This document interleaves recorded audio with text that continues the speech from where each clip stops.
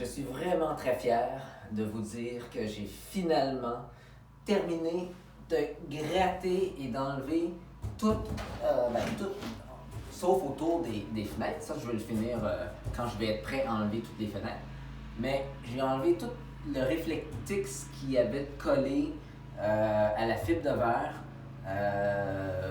Et puis la colle, souvent, qui était en dessous.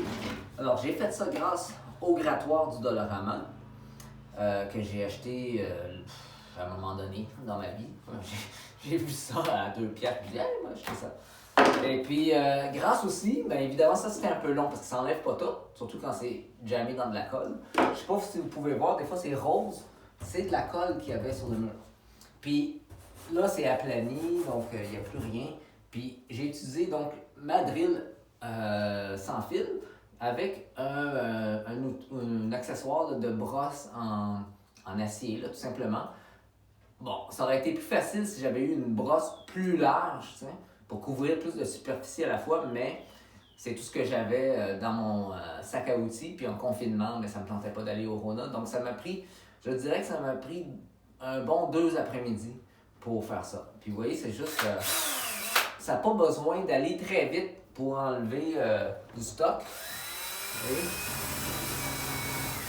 Et évidemment, j'ai fait tout ça avec un masque, un fameux masque N95. Ben, c'est drôle parce qu'avant le confinement, j'avais déjà acheté des masques N95 pour faire la rénovation. Je savais que j'allais travailler dans de la fibre de verre. On s'entend-tu que respirer la fibre de verre, c'est quasiment pire que d'avoir la COVID-19. Donc, j'avais déjà acheté des masques N95 et c'est ça, je les ai utilisés. Et voilà, tout ça c'est fait.